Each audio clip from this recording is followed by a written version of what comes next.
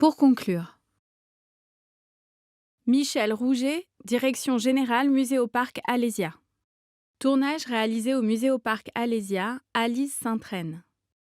Depuis quand avez-vous entamé un projet de mise en accessibilité de votre musée ? Il y a eu dès le début une prise en compte de l'accessibilité, mais sans une démarche d'aller vers une labellisation tourisme et handicap.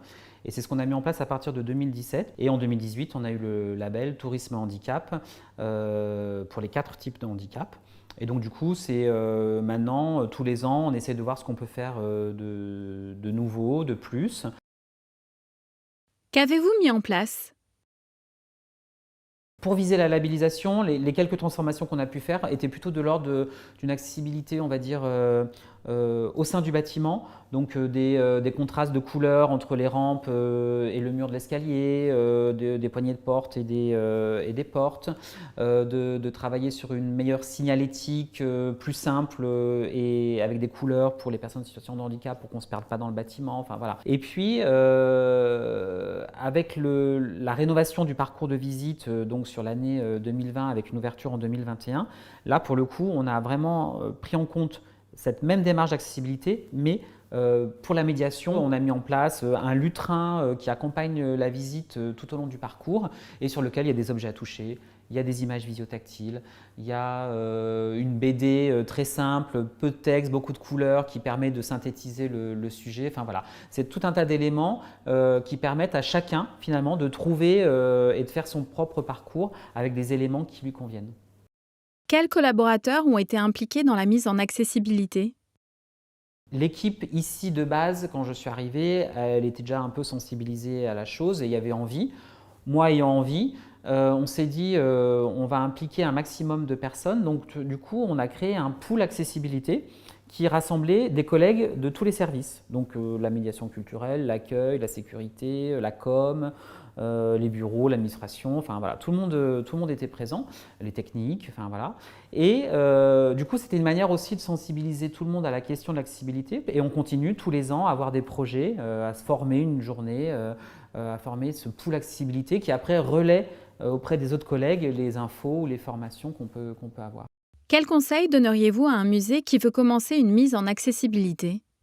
Pour un musée qui voudrait se lancer dans une démarche en effet de prise en compte, on va dire, de l'accessibilité, je pense qu'il y a… Ce qui a marché ici, c'était en effet le fait de fédérer l'ensemble de l'équipe. Et je pense que l'autre conseil que je donnerais, c'est de se faire accompagner.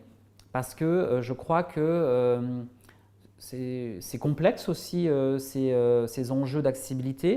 En fonction de la typologie de handicap sur laquelle on veut travailler, il y a des données qu'il faut maîtriser, c'est pas inné. Et les deux combiner, la dynamique de l'équipe en interne avec le regard extérieur d'un consultant, je pense que ça peut permettre vraiment de mettre en route la machine et du coup d'avoir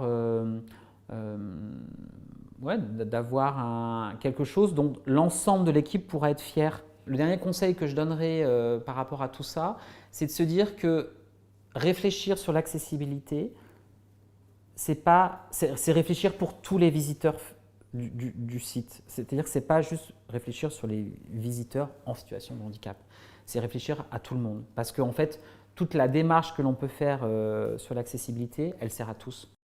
Est-ce que cela a engendré une évolution des visites ? Le travail sur l'accessibilité, il n'est pas magique. Quand je dis que c'est pas magique, c'est pas parce qu'on a refait le parcours de visite avec des objets à toucher, des images visiotactiles que bim, d'un coup, on a eu plein de personnes sensibles ou concernées par ce type de médiation qui ont débarqué. Maintenant, il faut qu'on aille voir ces gens, et notamment c'est les associations qui sont la bonne porte d'entrée, pour leur dire voilà, on existe, voilà ce qu'on vous propose, on est prêt à vous accueillir. Voilà. Remerciements. Michel Rouget, directeur général Muséoparc Alésia.